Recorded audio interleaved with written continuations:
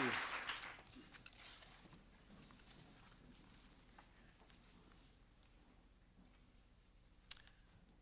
President and Mrs. Carter, members of the Carter family, including grandchild number 10, Hugo, who's right outside,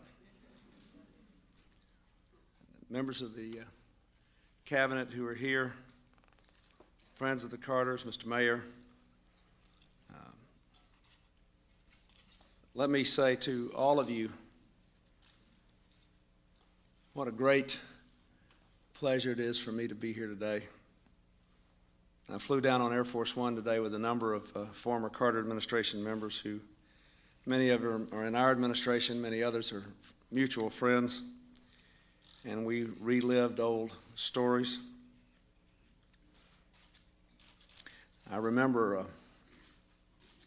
in 1974, Governor Jimmy Carter had a role in the Democratic Party. He was trying to help us all win elections, and I was running for Congress, and he sent Jody Powell to Northwest Arkansas to help me. I should have known something was up. Thank goodness he failed and I lost that election.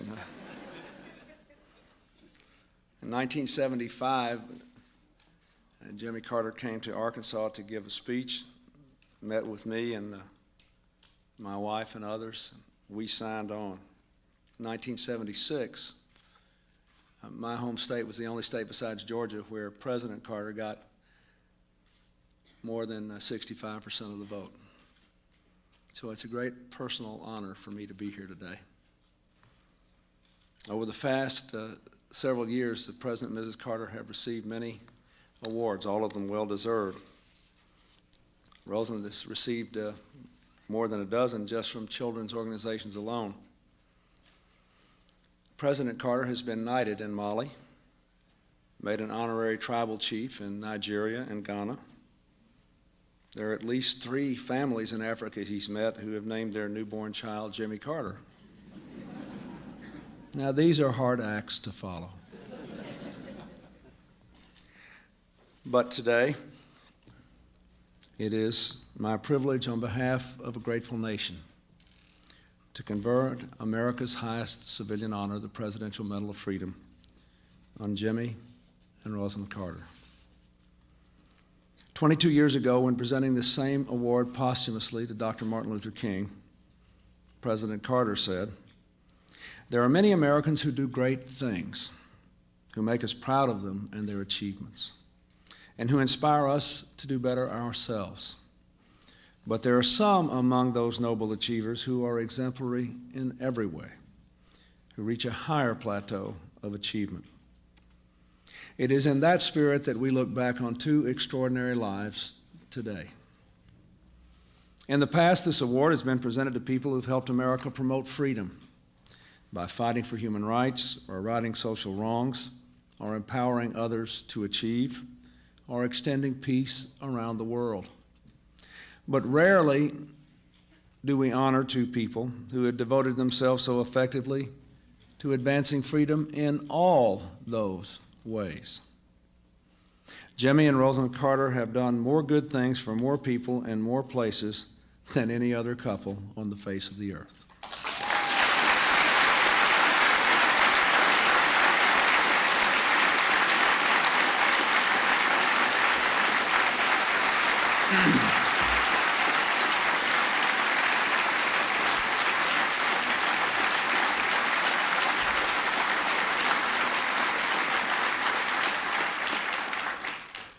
To be sure, there have been other presidents who have continued to contribute to the public good once they left office. Thomas Jefferson founded the University of Virginia. John Quincy Adams returned to Congress for 8 terms and fought slavery. William Howard Taft became Chief Justice. But the work President Carter has done through this extraordinary Carter Center to improve our nation and our world is truly unparalleled in our nation's history. We've all gotten used to seeing pictures of President Carter building homes for people through Habitat for Humanity. But the full story lies in pictures we don't see. Of the 115 countries he's visited since leaving office, to end hunger and disease and to spread the cause of peace, of the more than 20 elections he's helped to monitor, where democracy is taking root thanks in part to his efforts, of the millions in Africa who are living better lives thanks to his work to eradicate diseases like guinea worm and river blindness, of the dozens of political prisoners who have been released, thanks in part to letters he has written away from the public spotlight. I was proud to have his support when we worked together to bring democracy back to Haiti and to preserve stability on the Korean Peninsula. I am grateful for the many detailed, incisive reports he has sent to me from his trip to troubled nations all across the globe, always urging understanding of their problems and their points of view, always outlining practical steps to progress. To call Jimmy Carter the greatest former president in history, as many have, however, does not do justice either to him or to his work. For in a real sense, this Carter Center is not a new beginning, but a continuation of the Carter presidency. The work President Carter did in those 4 years not only broke important new ground, it is still playing a large role in shaping the world we live in today. One of the proudest moments of my life was the day in 1993 when Yitzhak Rabin and Yasser Arafat shook hands on the south lawn of the White House. That day was made possible by the courage of the people of the Middle East and their leaders, but also by another handshake 20 years before, and the persistence of President Carter as he brokered the Camp David Accords. I know it is a great source of pride for him that 21 years later, not a word of that agreement has been violated.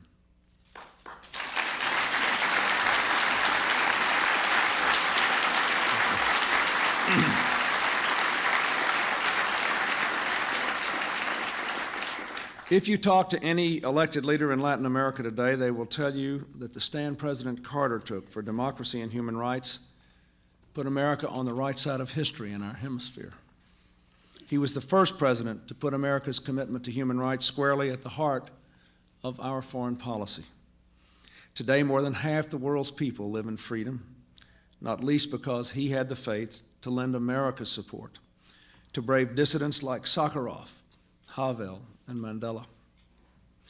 And there were thousands of less well-known political prisoners languishing in jails in the 1970s who were sustained by a smuggled news clipping of President Carter championing their cause.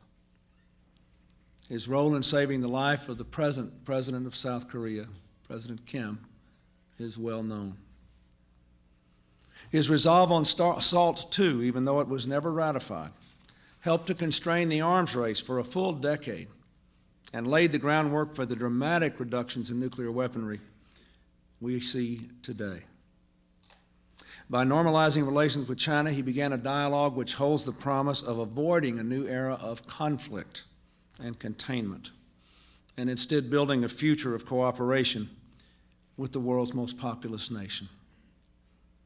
Here at home, his work on deregulation helped free up competitive forces that continue to strengthen our economy today. His work on conservation, particularly the Alaska Lands Act, accelerated a process that has created the cleanest air and water in a generation. His advocacy of energy conservation and clean energy will loom even larger in the years ahead as our nation and our world finally come to grips with the challenge of climate change. And by hiring and appointing more women and more minorities than any other administration to that point, he set a shining example of the one America we all long to live in.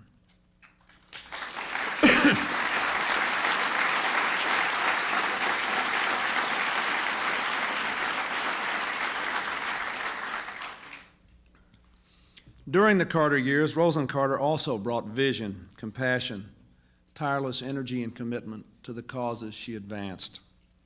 Just as Eleanor Roosevelt will be remembered for her work on human rights, Rosalynn Carter will always be remembered as a pioneer on mental health and a champion of our children.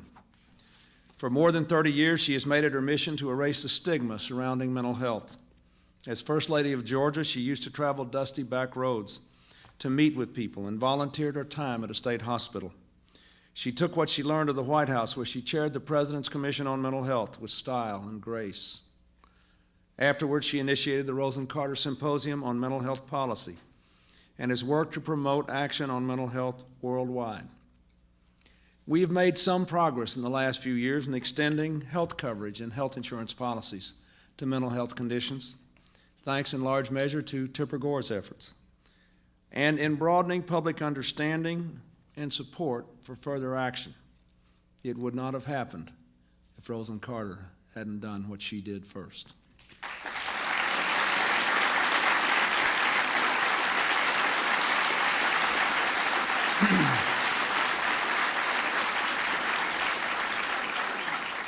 Thanks to her work, I believe we will see the day, not too long away, when mental illness are treated just like any other illnesses and covered just like any other illnesses. We also owe her our gratitude for her efforts to ensure that all our children are immunized. 2 decades ago, she helped America see that while many vaccines were being discovered, too few children were being vaccinated. She traveled across our country and became so recognized as a leader on immunization that people used to joke that every time she showed up, the kids would start to cry because they knew somebody was going to get a shot.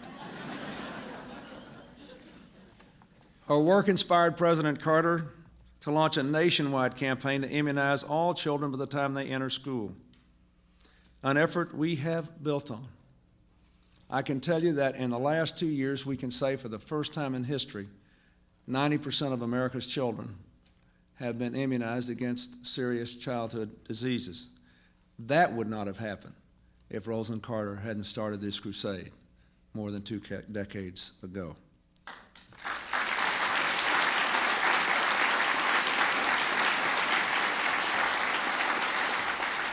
We have seen this kind of commitment in all of her endeavors, from her work to organize relief for Cambodian refugees to her constant efforts to ensure that women get equal pay for equal work.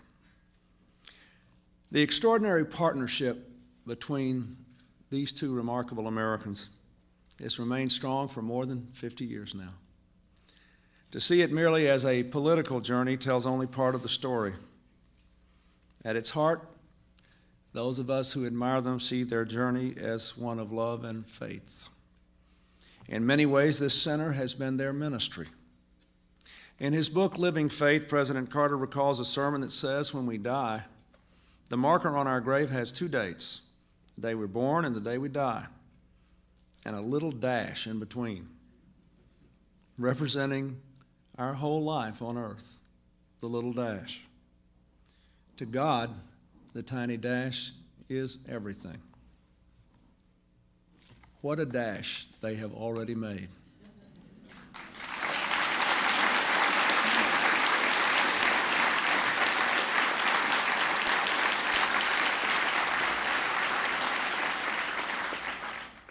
By doing justice, by loving mercy, by walking humbly with their God.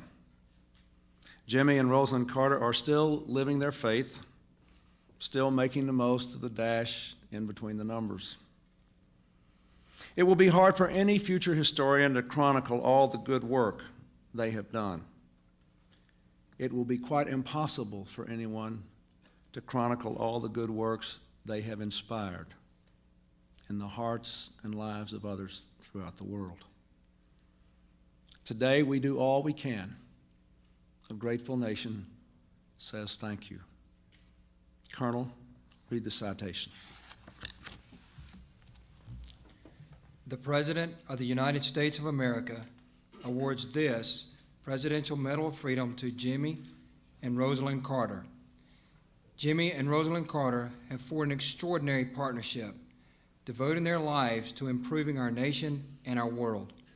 As America's 39th Chief Executive, President Carter placed human rights at the center of his foreign policy, achieved an extraordinary breakthrough for peace in the Middle East, and embraced America's challenges at home with an unusual innovation and vigor.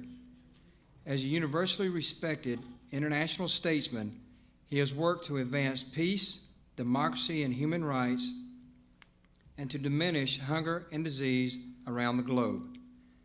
A path-breaking First Lady and a powerful force for good, Rosalynn Carter has been a national leader for improved mental health care, childhood immunization, women's equality, and better care for our seniors. Together, through their good many works and powerful example, they have lifted the dignity of people everywhere. For this, they earn a unique place in our history and the respect and gratitude of all Americans.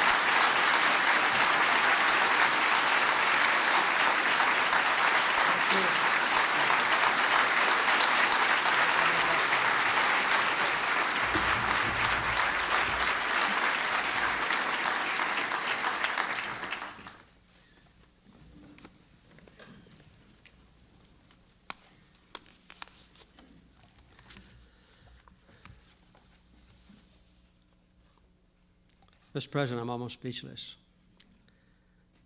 with emotion for what you had to say and the generous way you said it. It's a real honor to have you here again and to welcome you to the Carter Center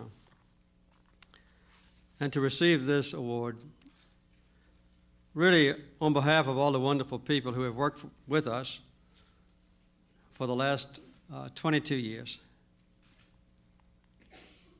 in the White House and more recently the Carter Center. Many of them are assembled here this afternoon for this ceremony. And I'd like to ask all of those with your spouses who have served with us to please rise and let President Clinton see who you are.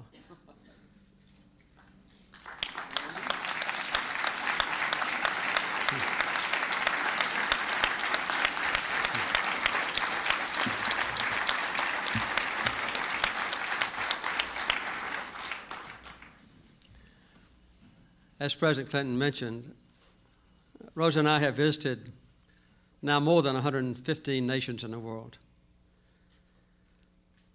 We've had a chance to learn about the people that we visited.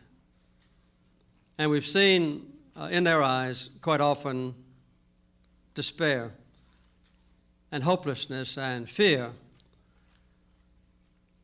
and a lack of self-respect, quite often even fearful of their own governments. We have learned in that time the intimate relationship that should exist between governments throughout the world and civilian organizations, non-governmental organizations like the Carter Center, and, Mr. President, like the one that in a few months you'll be establishing for yourself and your wife. It's very important for us to realize that the intimate relationship between officials who serve people and the people's own organization should be strong and constant. This afternoon, not only do we recognize the significance of this wonderful award, but it's especially meaningful to me to receive it from a leader who has pursued many of the same goals that were mentioned in the generous citation. Mr. President, you have demonstrated global leadership, often under the most difficult of circumstances, in your commitment to protect human rights, to bring peace to people who live in Bosnia and Kosovo and in the Middle East, and countries in Africa which you have and your wife have visited. And also to take the leadership among nations in working to alleviate human suffering. You still have some months to go before you join our small fraternity of former presidents. I might point out that all but one of us were involuntarily retired, Mr. President.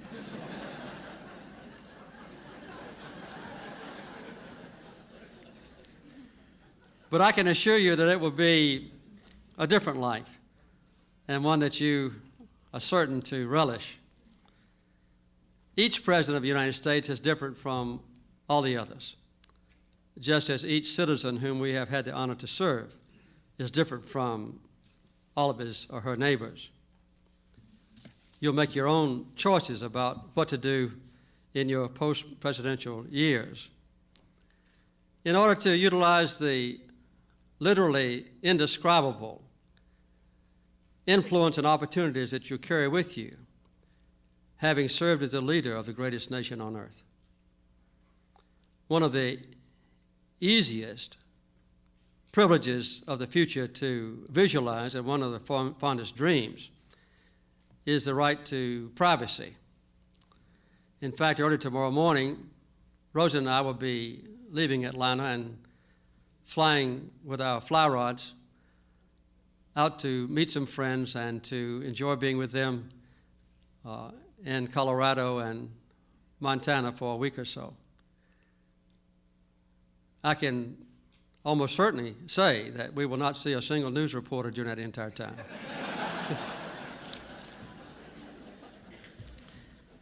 Now just imagine, Mr. President, you'll be able to play golf without any television telephoto lens focused on your stroke.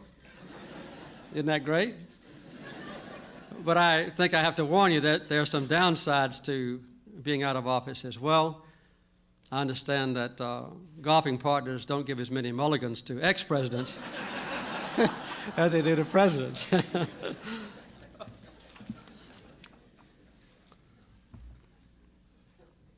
Mr. President, Rosa and I hope that you and Hillary will find as much satisfaction and joy after you leave office as Rosa and I have found for ourselves. We left Washington in something of despair and embarrassment and disappointment and frustration.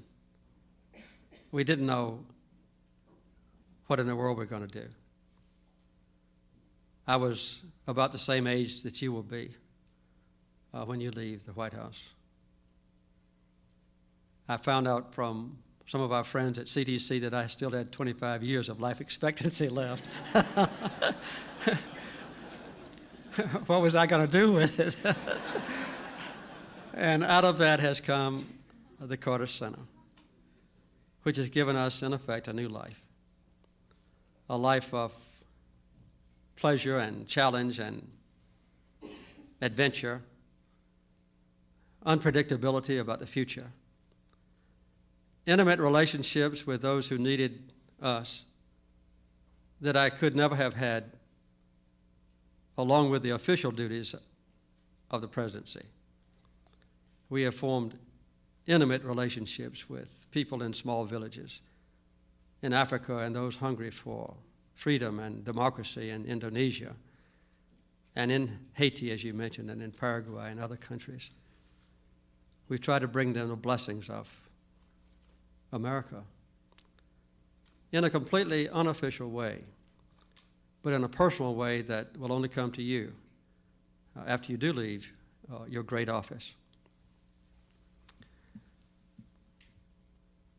We look forward to working with both of you, Rosa and I do, after you establish your own foundation or your own center or your own institution in the years to come and become a fellow member of our small fraternity. I thank you again for this honor.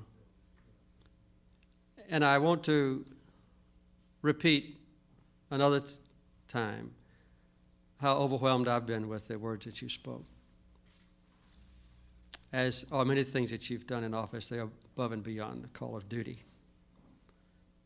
I accept this award on behalf of all of those assembled here and those that couldn't come, who have worked side by side with us as partners, both in Washington and here in the Carter Center. It's now my pleasure to introduce someone whom I love and respect and cherish and honor, my wife, Rosalynn.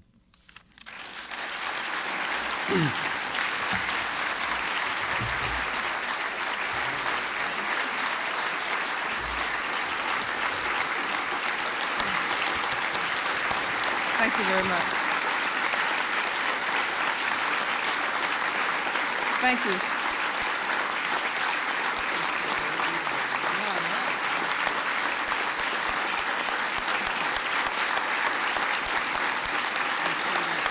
Thank you. Thank you very much. Thank you. Thank you, Mr. President, also for your kind remarks and for this award. We are honored by the recognition of our work. And I say work, but it really hadn't been work at all. Well, maybe a little work when we were in the White House and when Jimmy was governor. But we've always done the things that we wanted to do and the things that we enjoyed doing. And one of the things that you'll find different, Mr. President, when you're out of office, that you'll have options. You'll be able to pick and choose the things that you want to work on. You won't have to take care of everything at one time. And whatever you undertake can be gratifying. We can assure you of that. We've had some wonderful experiences, whether working in the field of mental health or with caregivers or immunization programs or visiting some of our Carter Center programs. It's gratifying, for instance, to go into a village in Africa where half of the population, at least, and sometimes more, are lying on mats on the ground suffering from guinea worm disease, and go back maybe a year, maybe 15 months later, and nobody have guinea worm.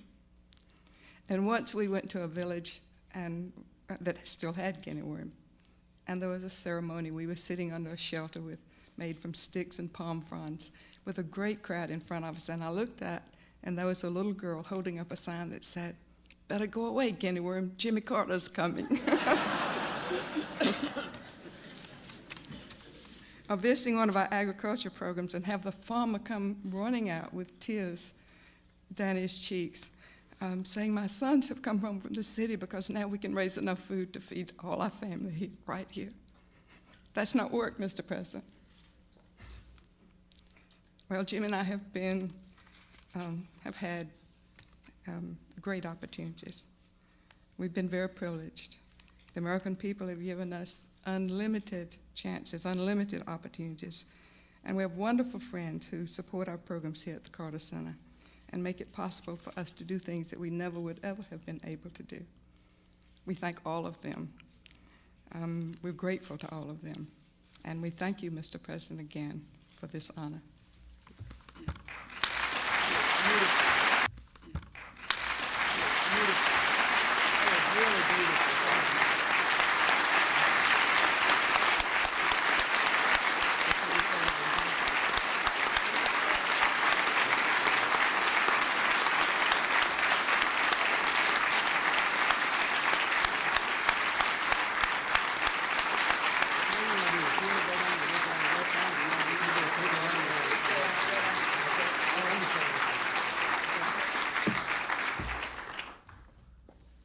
That's the end of a beautiful program. Thank you all very much. We're going to leave now, and I want to express particularly my thanks to all of those who came from Washington and other places to be with us this afternoon at what, for me, is one of the most beautiful events of my life. Thank you very much to you and to President Clinton.